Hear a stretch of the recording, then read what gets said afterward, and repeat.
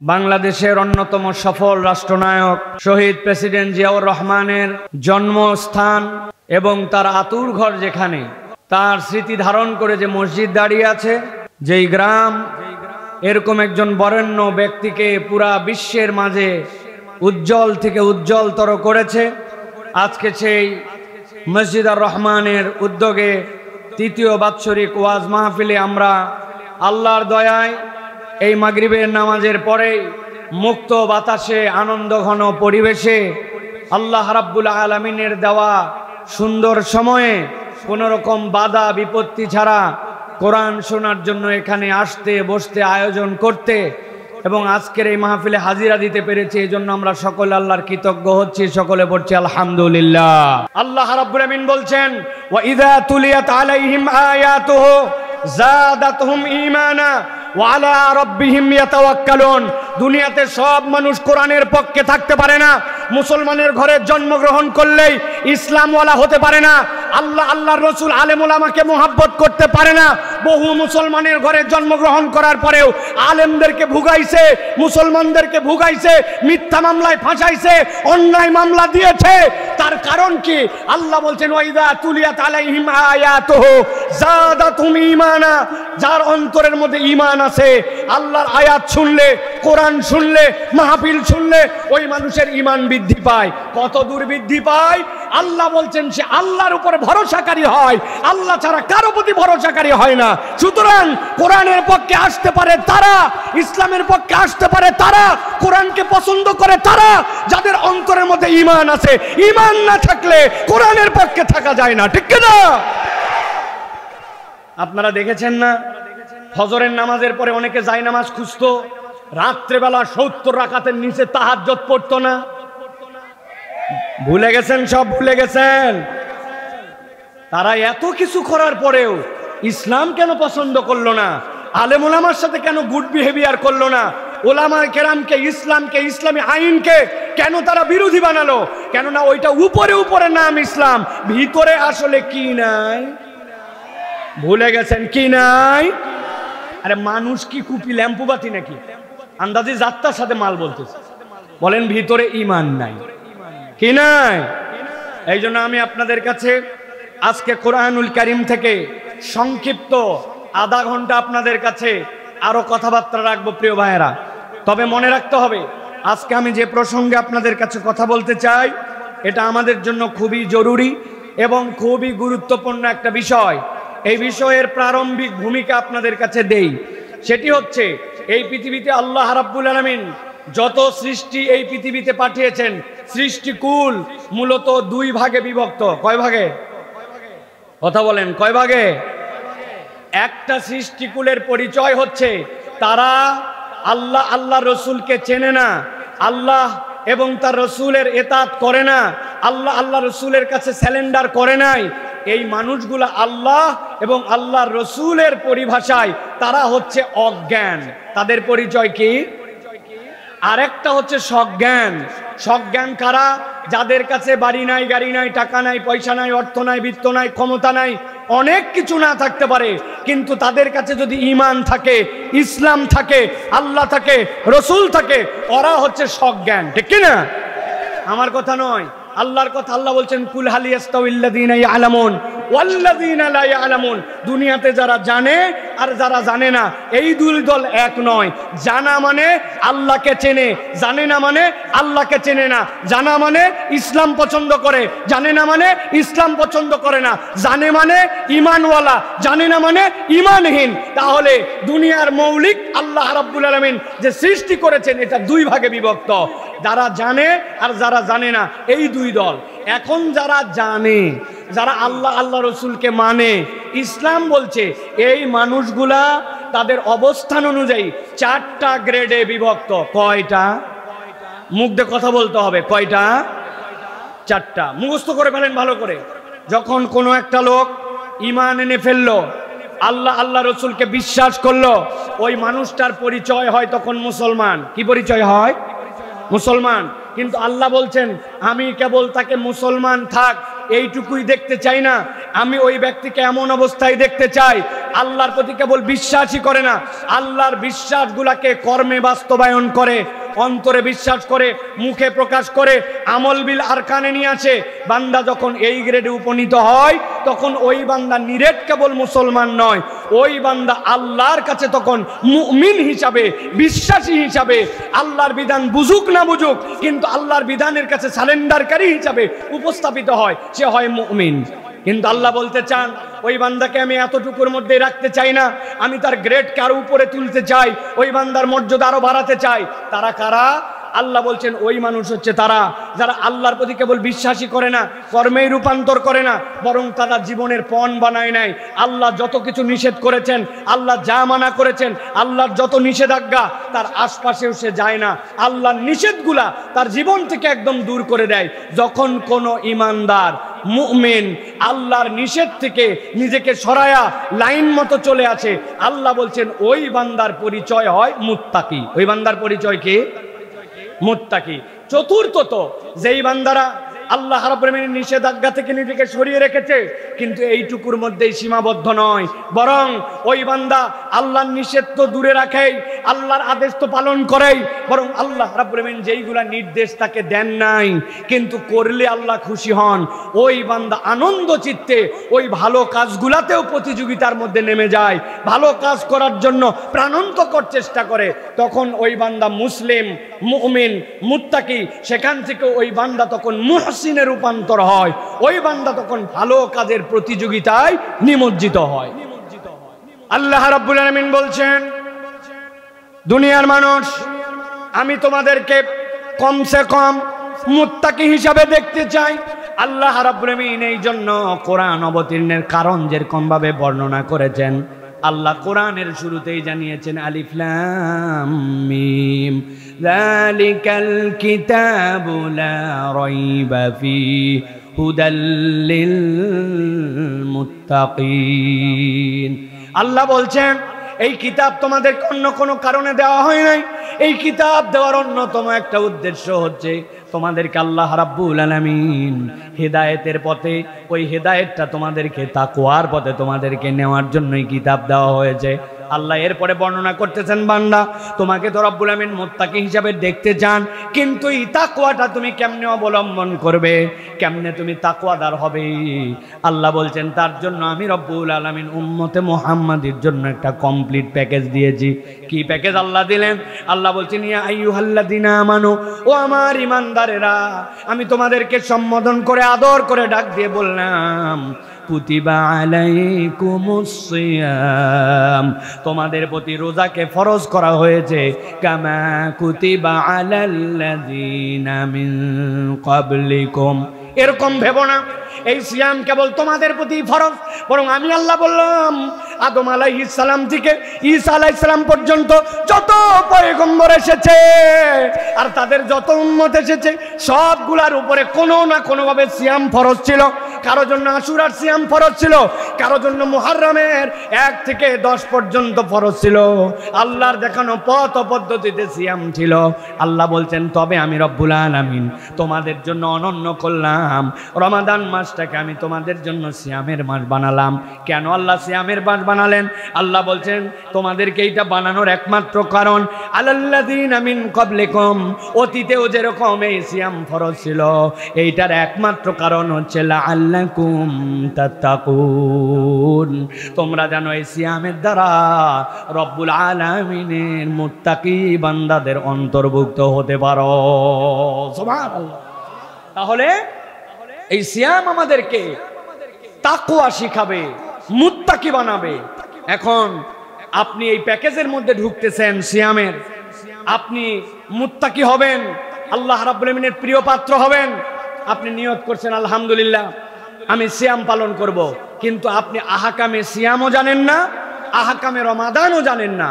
অনেক বয়স হয়ে গেছে, আজ পর্যন্ত সিয়াম কেন্দ্রিক যে নিয়ম কানুন অনেক কিছুই আমরা জানি না। আমি আজকে 60টা পয়েন্টে আপনাদের কাছে সিয়ামের 60টা অনন্য দিক এবং আল্লাহ রাব্বুল আলামিনের দেওয়া নবী করিম সাল্লাল্লাহু আলাইহি ওয়াসাল্লামের প্রতি নিয়ামত, এই বিষয়গুলোর উপর আপনাদের কাছে সংক্ষিপ্ত আলোচনা করার জন্য চেষ্টা করব। আল্লাহ যেন এই কথাগুলি শোনার এবং তদানুযায়ী আমল করার আমাদেরকে তৌফিক দান করেন, বলেন আল্লাহুম্মা আমিন। আমার ডানে যারা দাঁড়ায় আছেন, আমি আপনাদের কাছে অনুরোধ করব, এত বড় একটা মঞ্চ আপনি তারপরে যদি দাঁড়ায় থাকেন তাহলে আমাদের আর কিছু বলার নাই। আল্লাহ যদি আপনাকে মেহেরবানি করে দয়া করে তো আপনি আল্লাহর দয়া অনুগ্রহকে আপনি আদর করে নিয়ে আসেন। এই মানুষগুলো তো আপনাদেরকে ফোর্স করতে পারেন, এরা আপনাদের স্থানীয় ছেলে, তারা কার সাথে কি বলবে, এসেছে কে কোন জায়গায় মন খারাপ করবে, বলবে যে আমাদের সাথে আসলাম বেয়াদবি করলো, এই জন্য এরা আপনাকে বলতে পারছে না। আমি আপনাকে তাদের হয়ে বললাম, আল্লাহর রাস্তা ভিতরে এসে বসেন। প্রিয় ভাইরা, সময় নষ্ট করার মতো সময় আমার হাতে নাই। ভালো করে খেয়াল করেন, এক নম্বরে সিয়াম পালনের জন্য আমাদের যেটা অত্যন্ত গুরুত্বপূর্ণ সেইটা হচ্ছে সাহারি খাওয়া। সাহারি কম বেশি আমরা সকলেই খাই, কিন্তু আমরা জানি না সাহারি খাওয়া উম্মতে মুহাম্মাদির জন্য আলাদা একটা ইবাদত। আপনি আপনার রোজাকে ঠিক করার জন্য, আপনি আপনার সিয়ামের কষ্ট লাঘব করার জন্য, দিনের বেলার তৃষ্ণার কষ্টকে লাঘব করার জন্য মনে করতেছেন আমি সাহারি খাচ্ছি, কিন্তু আমার নবী বলছেন তোমরা জানো না এই সাহারি হচ্ছে আল্লাহর পক্ষ থেকে তোমাদের জন্য একটা বরকত, আল্লাহর পক্ষ থেকে দেওয়া একটা নিয়ামত, আল্লাহর পক্ষ থেকে দেওয়া একটা ইবাদত। নবীজি বলছেন আস-সুহুরু আকলুহু বারাকা ফালা তাদউহু ওয়ালাউ আন ইয়াজরা আহাদুকুম জুরআতাম মিম্মা। তোমাদের মধ্যে থেকে কেউ যেন সেহরি খাওয়া ছেড়ে দিও না। এক আজলা পানি পাইছো, কিচ্ছু পাও নাই, সময় আর নাই, ভাত খাইতে পারো নাই, কিচ্ছু মুখে দিতে পারো নাই, এক গ্লাস থেকে একটু পানি ঢেলে আইয়াজরা, আল্লাহ নবী বলছেন এক চুল্লু পানি খেয়ে নিও অন্তত। কি হবে তাহলে?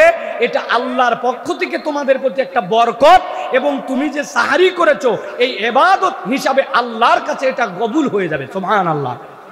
তাহলে আমরা খাচ্ছি সাহারি, কিন্তু আল্লাহ রাব্বুল আলামিন আমাদের জন্য এইটাকে ইবাদত বানাচ্ছেন। নবীজি বলছেন জেনে রাখো ওই ফজরের সময় যারা সাহারি খেতে উঠে তাদের জন্য কি হয় জানো? নবীজি বলছেন ফাআন্নাল্লাহ আযজা ওয়া জাল্লা ওয়া মালাইকাতুহু ইউসাল্লুনা আলাল মুতাসাহহিরিন। যখন কোনো বান্দা সেহরি খাওয়ার জন্য সকালবেলা ওঠে, ওঠার পরে ডাইনিং টেবিলে বসছে, ভাত নিয়ে বসছে, খাবার খেতে বসছে, একটা খেজুর খাচ্ছে, এক গ্লাস দুধ খাচ্ছে, একটু পানি খাচ্ছে, আর অল্প কয়েক মিনিট আছে শেষ মুহূর্তে আবার একটু পানি খাচ্ছে, আল্লাহ নবী বলছেন নিশ্চয় আল্লাহ এবং তার ফেরেশতারা বান্দা যখন সাহরি করে আল্লাহ এবং তার ফেরেশতারা তাদের প্রতি রহমত এবং আল্লাহর পক্ষ থেকে বরকত বর্ষণ করে। সুবহানাল্লাহ। স্বয়ং রব্বুল আলামিন আপনার জন্য রহমত দেন, ফেরেশতারা আল্লাহর কাছে তাদের জন্য দোয়া করে। তাহলে আমরা কোনো অজুহাত দিয়ে সাহারি খাওয়া বাদ দেব না। আমাদের অনেক নতুন নতুন এখন রোজাদার আসছে, এই রাত্রের থেকে জায়গায় মোটামুটি 10টা 11টার পর থেকে ভালো একটা মুভি দেখে মোবাইল টিপে টিপে 1টা 2টার দিকে যাইয়া একটুখানি পানি খায় কিছু খায়া পরের দিন রোজা থাকবো এই মনে করে ঘুমায় গেল। সাহারিও উপযুক্ত সময় করলো না, আবার ওই ব্যক্তি ফজরের নামাজও পড়লো না। যেই ব্যক্তি সাহারি করলো না, ফজরের নামাজ পড়লো না, ওর রোজা থাকলেই কি আর না থাকলেই কি? কথা ঠিক কিনা? অতএব সাহারি ছাড়া যাবে না এবং নিয়ত করতে হবে যে রব্বুল আলামিন আমাদের জন্য এই সাহারিটুকু নিয়ামত হিসাবে দিয়েছেন। জিজ্ঞাসা হচ্ছে যে হুজুর কতক্ষণ আগে সাহারি খাবো? সাহারি খাওয়ার সুন্নতটা জানতে চাই। কোন সময়ে সাহারি খেলে ওই সাহারিটা আমার নবীর তরিকায় খাওয়া হবে? নবী করিম সাল্লাল্লাহু আলাইহি সাল্লাম থেকে যায়েদ ইবনে সাবিত রাদিয়াল্লাহু তাআলা আনহু বলছেন তাসাহহারনা মা রাসূলিল্লাহি সাল্লাল্লাহু আলাইহি ওয়াসাল্লাম সুম্মা কুমনা ইলা সালাহ কুলতু কাম কানা কদরা মা বাইনাহুমা ক্বালা 50 আয়া। সহিহ বুখারীর হাদিসের মধ্যে আসছে হযরতে যায়েদ ইবনে সাবিত বলছেন আমরা নবীজির সাথে সাহারি খাইলাম, খাওয়ার পরে আমরা নামাজে দাঁড়ালাম। জিজ্ঞাসা করছে আচ্ছা তোমরা সাহারি খাওয়া যে শেষ করলে আর নবীজির সাথে যে ফজরের নামাজে দাঁড়ালে এর মধ্যে কতক্ষণ সময় ছিল? উনি বললেন সর্বোচ্চ 50টা আয়াত এর মধ্যে তেলাওয়াত করা যায়। তার মানে 2 পাতা থেকে 2.5 পাতা কোরআন শরীফ পড়া যায়। নবী করিম সাল্লাল্লাহু আলাইহি ওয়াসাল্লাম এইটুকু শেষ সময় রেখে সাহারি খাওয়া শেষ করতেন। সুতরাং অনেক আগে আগে সাহারি খাওয়া এটা সুন্নত নয়। আবার একদম সাহারি আপনি করতেছেন, অনেক আগে করে টোরে দীর্ঘ একটা সময় ব্রেক দিয়ে ফজরের নামাজে যাচ্ছেন, এটাও সুন্নত নয়। সর্বোচ্চ সাহারি খাওয়া আর ফজরের নামাজের মধ্যে 6 থেকে 7 মিনিট বা 10 মিনিটের একটা ব্রেক থাকবে।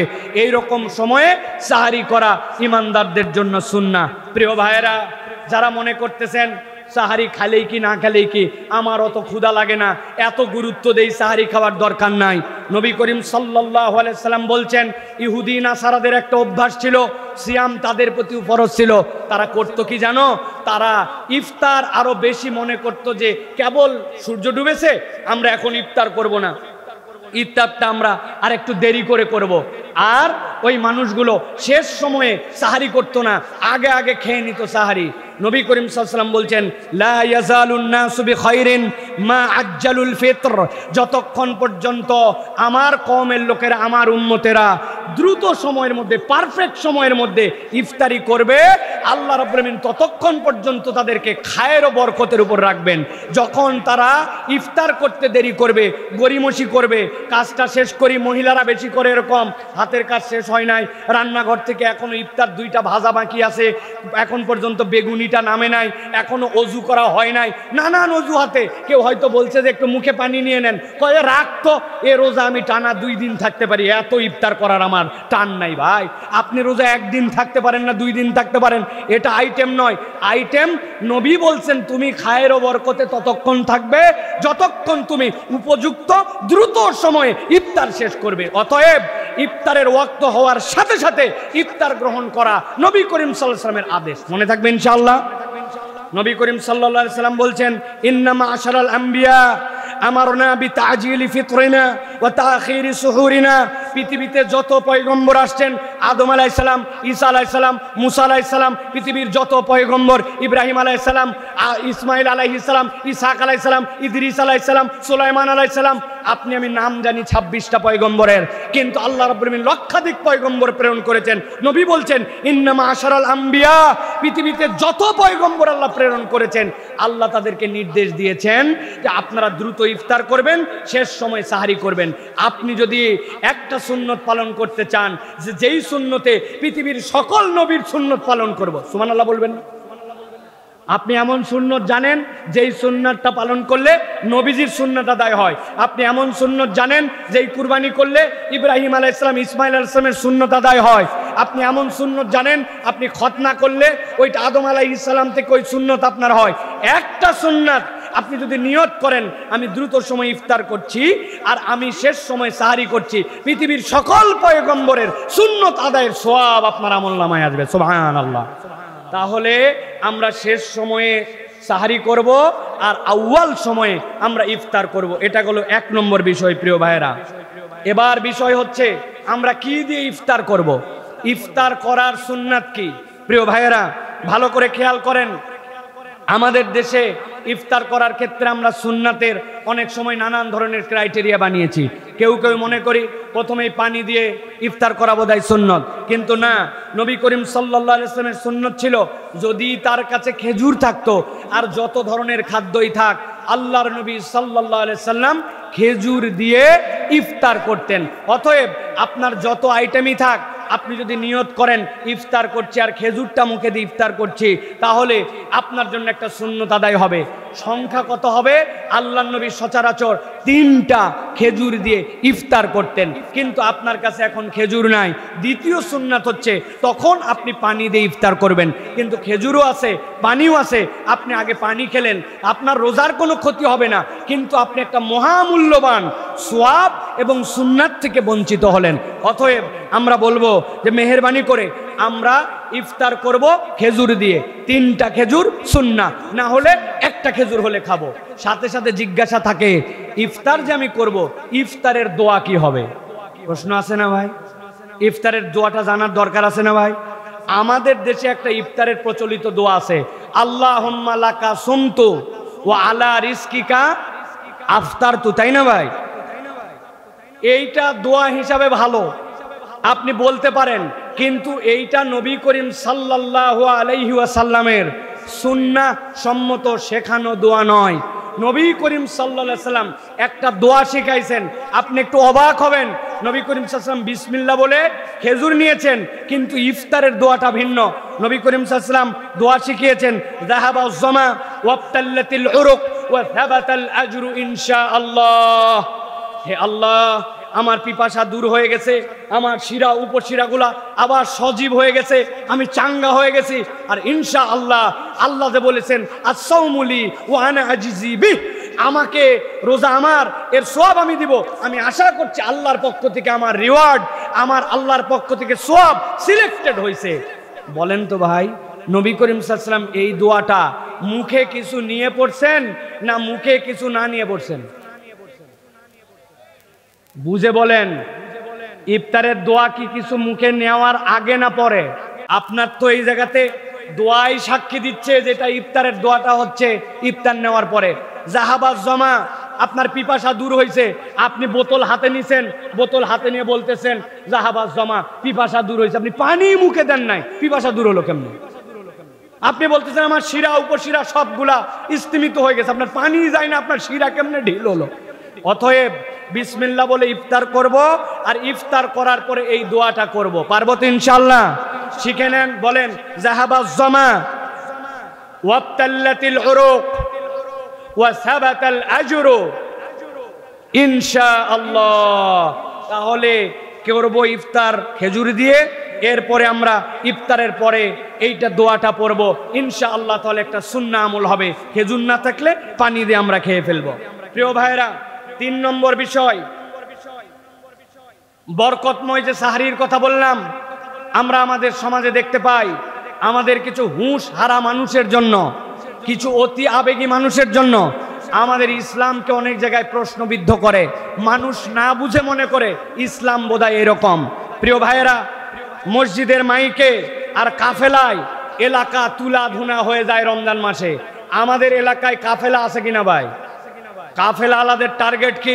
কাফেলা আলাদের টার্গেট হচ্ছে 27 রমজান থেকে যে তারা টাকা পয়সা কালেকশন করবে। এখন ওই লোকের ডাকা লাগবে 5 কিলোমিটার।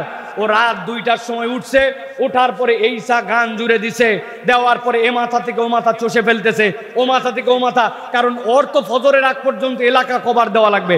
ওর তো মূল টার্গেট কেবল জাগানো না, ওর টার্গেট হচ্ছে এলাকার মধ্যে পরে চান্দাবাজি করা লাগবে, ওই চান্দার জন্য পুরা এলাকা হয়রান করা। আছে কিনা?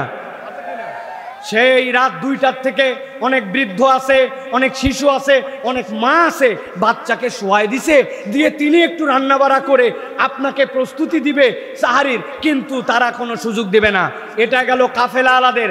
এখন কাফেলার থেকেও ভয়ঙ্কর হয়েছে আমাদের মসজিদের মাইক আর কতক মসজিদের মুয়াজ্জিন সাহেব। রাত 3টার সময় উঠছে, 2:30টার সময় উঠে হাঁক দিছে, প্রিয় এলাকাবাসী, যারা যারা সাহারি করবেন আপনারা সকলে উঠুন। এরপরে গজল জুড়ে দিছে, ত্রিভুবনের প্রিয় মুহাম্মদ। রাত 2টার থেকে আপনি কোত্থেকে গজল নামালেন? এইটা এই ইসলাম আপনাকে কে দিয়েছে? আপনি অনেক মানুষের অধিকার খর্ব করতেছেন, আপনি জানেন না। মাইক যদি বাজে, একটা লোক নামাজে দাঁড়ায়, সূরা কেরাত পর্যন্ত উল্টাপাল্টা হয়ে যায়, ঠিক কি না? ওই লোক ওই সময় তাহাজ্জুদে দাঁড়াইছে, কিয়ামুল লাইলে দাঁড়াইছে, আল্লাহর কাছে প্রার্থনা দাঁড়াইছে, আর আপনি গজল দিয়ে পাগল করছেন। আমি বলতে চাই প্রিয় ভাইরা, আপনি মেহেরবানি করে 3টা টাইম সিলেক্ট করেন। 1 ঘন্টা খানিক আগে উঠে বলবেন এলাকাবাসী আপনাদের সাহরির সময় হয়েছে, মেহেরবানি করে নিজে ডাকুন, অন্যদেরকে ডেকে দিন। আবার একদম শেষ হওয়ার 10 মিনিট আগে আর শেষ হয়ে গেছে, এই ঘোষণা 3টাই যথেষ্ট। সাথে সাথে আপনাদেরকে একটা পরামর্শ দিব, এই শেষ সময়ে যদি আপনার আল্লাহর কাছে রিওয়ার্ড পেতে চান, সাহারির ডাকাডাকিতে যদি অনন্যতা আনতে চান, আপনি একটা তালিকা বানান। আমি আজকে 15 জন মানুষের কাছে কল দিব শেষ রাত্রে। আপনার চাচতো ভাই, ফুফাতো ভাই, খালাতো ভাই, ফুফু, গ্রামের ওই আত্মীয়টা যাদের সাথে অনেকদিন কথা হয় না, আপনি টার্গেট করেন। উনারা তো উঠবেই, কিন্তু আমার সম্পর্ক বিল্ড আপের জন্য, এই বরকতময় সাহারির সময় একটু দোয়ার জন্য, আত্মীয়তার সম্পর্ক, বন্ধুত্বের সম্পর্ক চাঙ্গা করার জন্য আপনি টার্গেট করে করে পুরা রমজান মাসে যে আমি ধারাবাহিকভাবে 5 জন 7 জন করে কল দিব। রমজানে কিছু না হলেও যার সাথে কোনোদিন কথা হয় না, মন কালাকালি, অনেকদিন কথা হয় না, শেষ রাতে ফোন দিছেন, চাচা উঠছেন? উঠছি রে বাপ, তুই আবার কল দিছিস? হ্যাঁ চাচা, আমার জন্য একটু দোয়া করেন। এইটা একটা ভালোবাসার বন্ধন হবে। এই মাইকে ডাক ডাক দিয়া ওই এলাকার মধ্যেই কেবল ডাকাডাকি হচ্ছে। এখন সকলের মোবাইলে আছে অ্যালার্ম, সকলের বাড়িতে আছে ঘড়ি, মাইকে না ডাকলেও চলে, তাও ডাকেন। কিন্তু এই বরকতময় সাহরির সময়টুকুকে ফোনে একটা লিস্ট বানায় আশপাশে ডেকে একটা আত্মীয়তার সম্পর্ক, বন্ধুত্বের সম্পর্ক, ইসলামী একটা সামাজিক আপনার যে সুচারু একটা আচরণ, এইটা আমরা সমাজে ছড়াই দিতে চাই। পারবেন ইনশাআল্লাহ? পারবেন ইনশাআল্লাহ? নাকি চিন্তা করবেন হুজুর ওই সময় কল করলে আবার মোবাইলের কয় টাকা লস হয়? আপনি যে কত মোবাইলে ইন্টারনেটে টাকা নষ্ট করেন, বা আপনি যে মোবাইলে হাউকাউ কথা বলে কত টাকা নষ্ট করেন, আর সেহরির টার্গেটে আপনি যদি এইটা করেন তাহলে আল্লাহর কাছে একটা ইবাদত হিসেবে পরিগণিত হবে। মনে থাকবে ইনশাআল্লাহ। প্রিয় ভাইরা, রমাদানকে আরেকটা বিষয় আমরা বলি, 4 নম্বর বিষয় এটা। আমরা বলি রমজানে যত ইচ্ছা খাও, রমজানে খাওয়ার হিসাব হয় না, ঠিক না ভাই?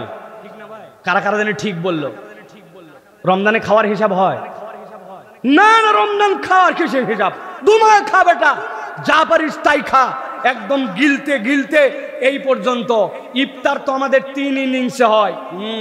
প্রথম ইনিংস নামাজের আগে, দ্বিতীয় ইনিংস নামাজের পরে, মাগরিবের নামাজটা কোনো রকম পড়ে যায়, ফাইনাল ইনিংস এশার পরে, আসার পরে আরেকবার। আছে না ভাই? বাপ রে বাপ, 20টা আইটেম আপনি খাবেন কেমনে? সামনে এতগুলা ফল, ওই জন্য একবার খাইয়ে গেছে, পরের বার মুড়ি মাখা খাইছে, শেষে আবার একটু হালিম দিয়া একটু হালকা একটু কাচ্চি খাইছে। 3 বার ইফতার করি আমরা, ঠিক না ভাই? ভালো করে জেনে রাখেন প্রিয় ভাইয়েরা, রমাদান মূলত খাওয়ার মাস নয়, খাওয়ার মাস নয়। রমাদান হচ্ছে শাহরুল মুআসাত, রমাদান হচ্ছে মানবতার মাস, রমাদান হচ্ছে ভ্রাতৃত্ব প্রতিষ্ঠার মাস, রমাদান মূলত খাওয়ানোর মাস। সুবহানাল্লাহ বলেন। নবী করিম সাল্লাল্লাহু আলাইহি সাল্লাম বলছেন, তুমি দরিদ্রকে খাওয়াও, তুমি রোজাদারকে খাওয়াও। নবীজি বলছেন, মান ফাত্তারা সাইমান কানা লাহু মিসলু আজরিহি গায়রা আন্নাহু লা ইয়ানকুসু মিন আজরিস সাইমি শাইআন। কোন একটা ব্যক্তি যদি কোন রোজাদারকে খাওয়ায়, আল্লাহ নবী বলছেন সারা দিন সিয়াম পালন করে সে যা সওয়াব পায়, ও ইফতার করায়া সারা দিনের সওয়াব পায়, রোজাদারের সওয়াব কমানো হয় না। সুবহানাল্লাহ। আপনি চিন্তা করছেন হুজুর আমি কি দিয়ে রোজাদারকে ইফতার করাবো? রোজাদারকে ইফতার করাতে হলে অন্তত 4 পদের তো ফল দিতে হয়, পেঁয়াজি, বেগুনি, অন্তত পক্ষে আলুর চপ, সিঙ্গারা, ঝুড়ি ভাজা, অন্তত পক্ষে বুন্দিয়া, অন্তত পক্ষে আকবরিয়া বা অন্য ভালো কোনো জায়গার কোনো একটা নতুন আইটেম না দিলে ইজ্জত থাকে নাকি? সাহাবায়ে কেরাম এইটা বোঝেন নাই। সাহাবায়ে কেরামকে নবীজি যখন বলেছেন তোমরা ইফতার করাও, তারা তখন ইফতার করার প্রতিযোগিতায় লেগে গেছেন। একজনের কাছে আছে একটা খেজুর, ওই ব্যক্তি অর্ধেক করেছে খেজুর, একটা খেজুর আপনি আমার পক্ষ থেকে খান। আপনি খান, আপনার কিচ্ছু নাই, বোতল থেকে পানি ঢেলে তার গ্লাসে ঢেলে দিয়েছেন, নিয়ত করেছেন আল্লাহ আমার দেওয়ার মতো কিছু নাই, এইটুকু যদি দেন ওই লোক সারাদিন রোজা রেখে যে সওয়াব, আপনি ইফতার করলে আল্লাহ ওই সওয়াব দিবেন। সুবহানাল্লাহ। আমি তো অনেক জায়গায় টেকনিক করতে বলি, আমলের মাস, কামায়ের মাস, টার্গেট করেন একদিন 50টা প্যাকেট বানাইছেন, খরচ কত হবে? সর্বোচ্চ 200 টাকা। বলে হুজুর কোন প্যাকেট এইটা? 1 কেজি মুড়ি কিনছেন, কয় টাকা লাগে? 50 টাকা। 1 কেজি খেজুর, হাফ কেজি খেজুর কিনছেন 100 টাকা। আপনি অল্প একটুখানি ছোলা কিনছেন 50 টাকা, 200 টাকায় ক্লিয়ার। 10 টাকায় পলিথিন কিনছেন, ওর মধ্যেই দিছেন একটু মুড়ি, দিছেন একটা খেজুর, দিছেন একটু ছোলা, পকেটে বাঁধছেন, একটা বাজারের ব্যাগ ভরায়া চলে গেছেন সাতমাথায়, চলে গেছেন একদিন মাটিডালির মোড়ে, চলে গেছেন আপনার বাজারে। যেই লোকগুলা বাসে করে যাচ্ছে ইফতার করতে হয়তো পারতেছে না, আল্লাহ আমাকে যা সামর্থ্য দিছ আল্লাহ আমি আজকে তাদের জন্য, এই যে ভাই আপনার ইফতার, এই যে ভাই আপনার ইফতার, আপনি একদিন এরকম করে করবেন, রব্বুল আলামিন দেখবে আমার বান্দা, আমার নবী বলেছে রমাদান খাওয়ানোর মাস, রমাদান খাওয়ার মাস নয়। সে সাধ্যের মধ্যে চেষ্টা করেছে। আল্লাহ আপনাকে আমাকে মুত্তাকি কেবল বানাবেন না, রব্বুল আলামিন আপনাকে আমাকে এই রোজাদারদের সম পরিমাণ সওয়াব আমলনামায় দিয়ে দিবেন। সুবহানাল্লাহ। মা বোনের আগে ইফতার পাঠাতো, এবারই সেবারই অনন্য কালচার ছিল। এখন এমন হয়েছে মুখ দেখা দেখি হয় না, এইগুলাকে ঝামেলা মনে করে আগে যা ছিল তাই মানুষ পাঠাতো, ঠিক কিনা? অতএব প্রিয় ভাইরা, রমাদানে আমরা অপর ভাইকে আমরা খাওয়াবো। অনেক কর্মজীবী মানুষ আছে, অনেক রিক্সাওয়ালা আছে, অনেক বিভিন্ন ধরনের বাসের যাত্রী আছে। আপনি যেভাবে সওয়াব কামাই করতে পারেন প্রিয় ভাইরা, আরবে দেখেছি, শুধু আরবে না অনেক পৃথিবীর দেশে আল্লাহ রাব্বুল আলামিন নিয়ে গেছেন, সব জায়গায় দেখছি মুসলমানরা ইফতার করানোটাকে বিশাল আনন্দের মনে করে। সাহারি ইফতার করানোর জন্য দস্তরখান বিছায়, মসজিদে নববীতে হাত ধরে টেনে নিয়ে আসে, আমার ইফতারিতে একটু শরীক হন, না শরীক হলে মনে কষ্ট পায়। ইফতার করানো আল্লাহর দেওয়া রমজান মাসের শ্রেষ্ঠতম নিয়ামত। কিছু না হলেও একটা বুদ্ধি দিয়ে দেই, প্রত্যেক দিন 30টা খেজুর নিয়ে পকেটের মধ্যে মোবাইলে ভরে রাখবেন, পকেটের মধ্যে ভরে রেখে সুন্দর করে মসজিদে গেছেন আসরের নামাজের পরে সুন্দর করে 10 জনের কাছে, ভাই আমার পক্ষ থেকে এই খেজুরটুকু ইফতার, আল্লাহ রাব্বুল আমিন এইটুকুকেও আপনার জন্য কবুল করবেন। অতএব আমরা ইফতার করানোর জন্য সচেষ্ট হব। রাজি আছি তো ভাই? রাজি আছি তো ইনশাআল্লাহ? আল্লাহ কবুল করুক। প্রিয় ভাইরা, এবার আরেকটা আমলের কথা বলবো।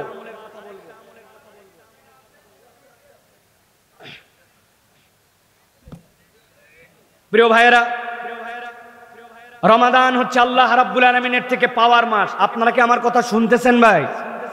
সবাই কি কথা বুঝতে পারতেছেন? আপনারা মন দিয়ে শোনেন, এই কথাগুলি আপনি সবসময় শুনতে পাবেন না। বড় সৌভাগ্যবান যে আজকে আতিকুর রহমান রুমন ভাই এবং তার দলবল আজকে আয়োজনটা এখানে করেছেন। এই জন্য বগুড়ার মানুষ সৌভাগ্যবান। শায়েখ আহমদুল্লাহকে সব জায়গায় আপনি নিয়ে যেতে পারবেন না, এটা একটা মহব্বতের কারণে এই জায়গাতে আসা। এই জন্য কথাগুলি শোনেন। প্রিয় ভাইয়ের আরেকটা বিষয় বলি, আমরা আল্লাহর কাছে চাই না রব্বুল আলামিন আমাদের জীবনে বরকত দেখ, আমাদের জীবনে নিয়ামত দেখ, আমরা আল্লাহর কাছে যা দোয়া করি সব দোয়াগুলো আমাদের কবুল হয়ে যাক? কিন্তু আমরা দেখেছি এই দোয়া কবুল হয় কেমনে, এইটা আমরা বুঝি না। প্রিয় ভাইয়েরা, এবার রমজানে আমরা শপথ করব, কেউ ফিরবে না খালি হাতে। মনে থাকবে এই ডায়লগটা, কেউ ফিরবে না। কথা বলেন আরেকবার, কেউ ফিরবে না খালি হাতে। মানে কি? একজন আপনার কাছে এসে হাত পেতেছে, ভাই একটু দে ভাই। আপনি বলছেন যে চেহারা, কাজ করে খেতে পারিস না, বেটা কোথাকার, তুই এত ভিক্ষা করিস কেন? ভাই আপনার এত কিছু জানার দরকার নাই। আপনি কি তাকে একটা কাজ দিতে পারেন? আপনি কি তার পারিবারিক অবস্থা জানেন? আপনি কি তাকে একটা কর্মসংস্থানের ব্যবস্থা করে দিতে পারেন? এত হিসাব তো আমার নেওয়ার দরকার নাই। ও আম্মাস সাইলা ফালা তানহার। যদি মনে করি ওই ব্যক্তি প্রকাশ্য কোনো রকম অ্যাডিক্টেড, নেশাখোর, মাদকাসক্ত অথবা বদমাইশ আপনি চেনেন, এরকম হলে তাছাড়া সব মানুষ যে যাবে এইবার রমজানে নিয়ত হবে খালি হাতে ফিরবো না। একজন আসছে, ভাই কিছু দেন, পকেটে হাত দিছে, আরে পকেটে তো খুচরা টাকা নাই, দেখি টাকা যেগুলো আছে 100 টাকা তো দেওয়ার মতো আমার পরিস্থিতি নাই। একজনেরও এরকম যেন না হয়। আপনারা টার্গেট করেন রোজার আগে খুচরা টাকা বানান, 500 টাকার ভাঙতি বানান, 5 টাকা করে জামার পকেটে, কোটের পকেটে, বুক পকেটে, বাড়িতে, গাড়িতে, সব জায়গায় আপনি রাখবেন। কেউ যদি চায় আপনি ফেরত দিবেন না, আপনার সাধ্যের মধ্যে 5 টাকা হোক 10 টাকা হোক আপনি দিতে থাকবেন। না দিলে মোটা দাগে অনেক মনে হয় সারাদিন দেওয়ার পরেও আপনি 50 টাকা খরচ করতে পারবেন না, কিন্তু আপনি পাবেন কি? আল্লাহর নবী সাল্লাল্লাহু আলাইহি ওয়াসাল্লাম বলছেন, ইরহাম মান ফিল আরদ ইরহাম মান ফিস সামা। যে এই ব্যক্তি জমিনওয়ালার প্রতি রহম করে, আসমানওয়ালা তার প্রতি রহম করে। আপনি ক্ষুদ্র ক্ষুদ্র তার হাতে 2 টাকা 5 টাকা, কারো জন্য একটুখানি বাজার করে দিয়েছেন, কাউকে একটু 5 কেজি চুপ করে পোলাওয়ের চাল কিনে দিয়ে দিয়েছেন, কাউকে হয়তো একটু 2 কেজি সাধ্যের মধ্যে ছিল একটু লাচ্ছা কিনে দিয়ে দিয়েছেন, কারো বাড়িতে একটু ছোলা পাঠায় দিয়েছেন, আপনার সাধ্যের মধ্যে যে চাইছে তাকে অল্প করে দিয়েছেন, 2 টাকা হলেও দিয়েছেন, কাউকে ফেরত দেন নাই। ইনশাআল্লাহ বান্দা যখন ছোট ছোট করে দিবে, আল্লাহ যদি চায় আপনাকে রব্বুল আমিন থক থক করে রমজান মাসে দিবে ইনশাআল্লাহ। এই জন্য নিয়ত করবেন যে আমার কাছ থেকে কোনো মানুষ যেন এই রমজানে ফেরত না যায়। আপনি যেই রকমই হন রমজানের একটা প্রস্তুতি নিতে হবে। খুচরা টাকা এখন থেকে করেন, আপনার ব্যবস্থাপনা করেন, বাড়ির মধ্যে সুন্দর করে একটা সাদাকা বক্স বানায় রাখেন। আপনার মেয়ে, আপনার স্ত্রী, তারা লোক কোথায় পাবে, ভিক্ষুক কোথায় পাবে, অনেক সময় মনে হয় বলবেন শোনো আমার বাড়ির থেকে কোনোদিন দান বন্ধ হবে না। এই জন্য আপনি সাধ্যের মধ্যে তাদেরকেও 10 টাকা করে দিবেন, তোমরা এই সাদাকা বক্সের মধ্যে টাকাটা রেখে দাও। প্রত্যেক দিন আপনার বাড়ির থেকে দান হবে, আপনার হাত থেকে দান হবে, আপনার সাধ্য অনুযায়ী দান হবে। আপনার নাই সামর্থ্য, আপনি 10 টাকাকে 1 টাকার 10টা নোট বানান, কিন্তু কেউ আপনার কাছে চাইবে রমজান মাসে ফেরত যাবে, ফেতরা দেওয়া শেষ, পরে আসিস, আমরা বলি কিনা ভাই? খবরদার এরকম যেন না হয়। তাহলে এই রমজান হবে আমাদের জন্য দানের মাস, সহমর্মিতার মাস। কেউ ফিরবে না খালি হাতে। এই রমজানে এটা আমাদের শপথ হবে। পারবেন ইনশাআল্লাহ? আল্লাহ আমাদেরকে বোঝার তৌফিক দান করুক। প্রিয় ভাইয়েরা, এই দেশে রোজাদার হচ্ছে 2 শ্রেণীর। কয় শ্রেণীর? আমরা কোন শ্রেণীর মধ্যে থাকতে চাই, এটা একটা গুরুত্বপূর্ণ মাসালা। আমাদের দেশে অনেক রোজাদার আছে, আল্লাহ রাব্বুল আলামিন যাদের সকল গুনাহগুলোকে রোজার সাথে সাথে মাফ করে দেন। আর একদল রোজাদার আছে যাদের গুনাহ মাফ তো দূরের কথা, ওদের পেটের যে না খায়ে থাকা এটাও নিরেট একটা শারীরিক কষ্ট দেওয়া হয় তাদের এই ক্ষুধার্ততা, তাদের এই না খেয়ে থাকাটা আল্লাহর কাছে এক চুলো দাম নাই। এখন আপনাকে স্বীকার করতে হবে, প্রথমে একসাথে বলতে হবে, আমরা কি নিরেট না খাওয়া পার্টিতে থাকতে চাই, নাকি আমরা আল্লাহর ক্ষমাপ্রাপ্ত দলের অন্তর্ভুক্ত হতে চাই? কারা কারা ক্ষমাপ্রাপ্ত দলের অন্তর্ভুক্ত হতে চান? দুই হাত তুলে আল্লাহকে দেখান, শক্ত করে হাত তোলেন, এটা তাকবীর দেন, লিল্লাহে তাকবীর। এতগুলা লোকের তাকবীর, এইটা জোরে একটা তাকবীর দেন, লিল্লাহে তাকবীর। আলহামদুলিল্লাহ। আল্লাহ নবী সাল্লাল্লাহু আলাইহি সাল্লাম বলছেন, রব্বা সাইমিন লাইসা লাহু মিন সিয়ামিহি, অনেক রোজাদার আছে ওর রোজা রাখার কোনো মানেই নাই, ইল্লাল জু, কেবলমাত্র তার ক্ষুধার কষ্ট ছাড়া। ওয়ারব্বা সাইমিন, আর কতকগুলা রোজাদার আছে লাইসা লাহু মিন কিয়ামিহি ইল্লা সাখার। আল্লাহ নবী বলছেন, ওই ব্যক্তি রাত্রেবেলা যে দাঁড়ায়, এই দাঁড়ানোটা তার কষ্টে রাত পার করা ছাড়া কোনোই কাজ দেয় না। এখন জিজ্ঞাসা হচ্ছে, কোন রোজাদার? যার না খায়ে থাকা, কেবল না খায়ে থাকা, যার দাঁড়ানোটা আল্লাহর কাছে কবুল হয় না। কারা তারা? যাদের মধ্যে দুইটা বোধ নাই। কয়টা? কয়টা? ডানে উত্তর দেন নাই। কয়টা? হাজার হাজার বার হাদিস শুনেছেন, কিন্তু কখনো ভাবি নাই। কি ভাবি নাই? নবীজি বলছেন, মান সামা রমাদানান ঈমানান ওয়া ইহতিসাবান গুফিরা লাহু মা তাকাদ্দামা মিন যামবি। হাদিসের অর্থ বলেন, হাদিসের অর্থ বলেন। যেই ব্যক্তিরা রমজানের রোজা রাখবে ঈমানের সাথে এবং ইহতিসাবের সাথে, আল্লাহ তার অতীতের সব গুনাহ মাফ করে দিবেন। তাই না ভাই? আপনার অর্থর 50% হয় নাই। আল্লাহ বললেন ইহতিসাবান, আপনিও বললেন ইহতিসাব। ইহতিসাব মানে কি? আপনি ঈমান বুঝলেন, কিন্তু সিয়ামের ইহতিসাব বোঝেন নাই। ইহতিসাবের একটা অর্থ মুহাদ্দিসিনে কেরাম বলেছেন, সে সওয়াবের আশা করবে আল্লাহর কাছে, নিয়ত বিশুদ্ধ হতে হবে। আর ইহতিসাবের আরেকটা অর্থ হচ্ছে, ওই বান্দা হিসাব করে গুনে গুনে তার সিয়াম পালন করবে। গুনে গুনে মানে কি? আজকে প্রথম রমজান, আগামীকালকে দ্বিতীয় রমজান, আর আপনি গুনায় ভুল করলেই কি আর ঠিক করলেই কি? রমজানের চাঁদ উঠলে রোজা শুরু, আবার 29-30-এ চাঁদ উঠলে রোজা শেষ। এর মানে গোনা নয়, এর মানে হিসাব করা নয়, এর মানে আত্মসমালোচনা করে করে আপনার সিয়াম পালন করতে হবে। আমরা বিশ্বাস করে রোজা রাখি, আত্মসমালোচনা নাই। সিয়াম রাখছে, কই হুজুর সময় কাটে না, এই জন্য ক্যারাম বোর্ড খেলে সময় পার করে, এরকম লোক বগুড়ায় নাই? আছে? ওই হুজুর সময় পার হয় না, এই জন্য একটা ইংলিশ মুভি দেখতেছে দুপুর থেকে। ইনশাল্লাহ রোজার এই ইফতারের আগে আগে মুভি শেষ হয়ে যাবে, 2 ঘন্টা 40 মিনিট মাত্র। আছে না? আপনি ইহতিসাব করেন নাই, কেবল না খাইয়েছিলেন। ইহতিসাব মানে কি?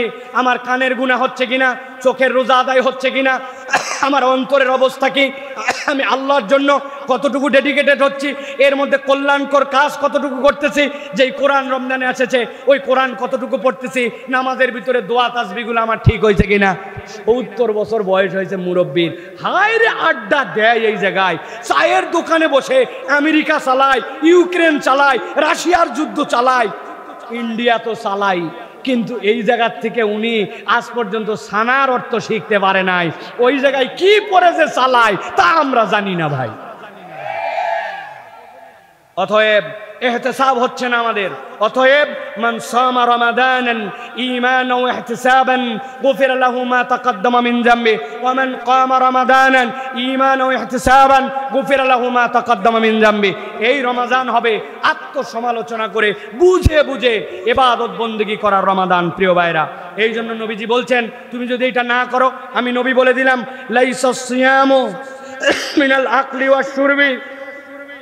জেনে রাখো, না খেয়ে থাকা আর পানাহার ত্যাগ করা এটা সিয়াম নয়। ইন্নামাস সিয়ামু মিনাল লাগবি ওয়ার রাফাস। তুমি অন্যায় থেকে বিরত থেকেছো, তুমি অশ্লীলতা থেকে বিরত থেকেছো, এটার নাম তোমার সিয়াম। আমার ফোন আমাকে অশ্লীল বানায়, আমার কথা অশ্লীল বানায়, আমার মুখ আমাকে অশ্লীল বানায়। রোজাদার মিথ্যা বলে ব্যবসা করে, রোজাদার গীবত গিল্লা করে, রোজাদার গালি দেয়, রোজাদার ভিন্ন রকম দৃশ্য দেখে, আপনার সিয়াম পালন হবে না। অতএব আমরা নিয়ত করেছি এইবারের রমাদান আমরা গুনাহমুক্ত করার রমাদান, সেই হিসাবে আমাদেরকে তাহলে চিন্তা ভাবনা করে হিসাব করে সিয়াম আদায় করতে হবে। রাজি তো ইনশাআল্লাহ? রাজি তো ইনশাআল্লাহ? আল্লাহ আমাদেরকে কবুল করে বলেন আল্লাহুম্মা আমিন। নবী করিম সাল্লাল্লাহু আলাইহি ওয়াসাল্লাম বলছেন, এক শ্রেণীর লোকের সিয়াম আমার দরকার নাই। নবী করিম সাল্লাল্লাহু আলাইহি ওয়াসাল্লাম হুমকি দিয়ে বলছেন, মাল্লাম ইয়াদা কাওলা যুর ওয়াল আমাল বিহি। মুখটা যার ঠিক হয় নাই, চিন্তা করেন তো ভাই, আপনাকে কেউ যদি বলে, ও আমার ভাই আমি তোমাকে অনেক মহব্বত করি, মহব্বত করে কি করো? বলতেছে এই দেখ বোতল তোমার জন্য আমি একটু পানি আনছি, অথবা একটা বিদেশি জুস আনছি, তুমি চুপ চুপ করে যায় বাথরুমের ভিতর ঢুকে খাই ফেলে। বই বলবে এক থাপ করে তোর একবারে দাঁত মুখ সব ফাড়া ফেলবে, ব্যাককল বাথরুমের ভিতরে খেলে আল্লাহ দেখে না? বলতে তাহলে একটা বুদ্ধি দেই ভাই, তুই পুকুরের মধ্যে যাই ডুবকি দিবি, পুকুরের মধ্যের পানি কিন্তু দেখতে ঘোলা হলেও পানি ভালো, ওই জায়গায় ডুব দিয়ে তুই পানি খেয়ে ফেল, তোর মুখ চোখ শুকায় গেছে ভাই, দেখে আমার সহ্য হচ্ছে না। ওই লোক কি বলবে? ওই লোক বলবে থার্ড আয় থাপ্পড় দিব বেটা, পুকুরের নিচে আল্লাহ দেখে, বাথরুমের ভিতরে আল্লাহ দেখে, গোপনে খায় না। কিন্তু যেই ব্যক্তি গোপনে খেলো না, চুপ করে বাথরুমে খেলো না, ওই ব্যক্তি আল্লাহর রসুলের ঘোষণা অনুযায়ী তার মুখের গুনাহ সেটা সে বাদ দেয় নাই, তার হাতের গুনাহ সেটা সে বাদ দেয় নাই। তার ধারণা আল্লাহ বোধহয় শুধু খাওয়া আর পানাহারটা দেখে, আল্লাহ তার হাতের গুনাহ দেখে না, চোখের গুনাহ দেখে না, ঘুষ খাওয়ার গুনাহ দেখে না, অন্যায়ের গুনাহ দেখে না, দেশের টাকা বিদেশে পাচার করার গুনাহ দেখে না, ব্যাংক হাওয়া করে দেওয়ার গুনাহ দেখে না, এক সেতু বানাতে 30 সেতুর টাকা লাগানো, ওই গুনাহ আল্লাহ বোধহয় দেখে না। ওই গুনাহ আল্লাহ দেখে? অতএব প্রিয় ভাইরা, আল্লাহ নবী সাল্লাল্লাহু আলাইহি ওয়াসাল্লাম বলছেন, খবরদার তোমরা তোমাদের মুখ থেকে যদি গুনাহ মুক্ত না করতে পারো, ওয়াল জাহালা ফালাইসা লিল্লাহি হাজাতুন আইয়াদা তুআমাহু ওয়া শারাবাহু, আল্লাহর কোনোই দরকার নাই তুই তোর মুখ ঠিক করতে পারিস নাই, তুই তোর জাহালত ভিতর থেকে দূর করতে পারিস নাই, এখন পর্যন্ত হারাম দেখো, হারাম শোনো, হারাম অবস্থায় চলো, বেহায়া বেপর্দা হয়ে ঘোরে, আবার বলে আমি রোজা আছি। আপনার আল্লাহ নবী বলছেন, তুমি তোমার মুখ আর তোমার জাহালত ত্যাগ করতে না পারলে আল্লাহর তোমার না খেয়ে থাকা আর পানাহার ত্যাগ করার দরকার নাই। বলেন তো ভাই, তাহলে আমাদের রোজা নিয়ে ভাবার সময় এসেছে কিনা? একটু ভাবতে হবে ভাই, আমাদের রোজা নিয়ে একটু চিন্তা করতে হবে। যদি আমরা চিন্তা না করি তাহলে আমাদের জন্য বড় বিপদ। এই জন্য আমরা মেহেরবানি করে সিয়ামটা হিসাব করে করে আমরা পালন করার জন্য চেষ্টা করি। প্রিয় ভাইয়েরা, আমি সর্বশেষ আপনাদের কাছে দুটা প্রসঙ্গে আপনাদের কাছে কথা বলবো। প্রিয় ভাইয়েরা, একটি হচ্ছে এবারে রমজানে একটা শপথ করতে হবে। সেই শপথ হচ্ছে আমরা এবারে রমাদানে আল্লাহ যদি আমাদেরকে তৌফিক দেয়, আমরা ইতিকাফের মধ্যে ঢোকার জন্য চেষ্টা করব। আপনাদের এলাকায় আছে কিনা? আমাদের এলাকায় আছে।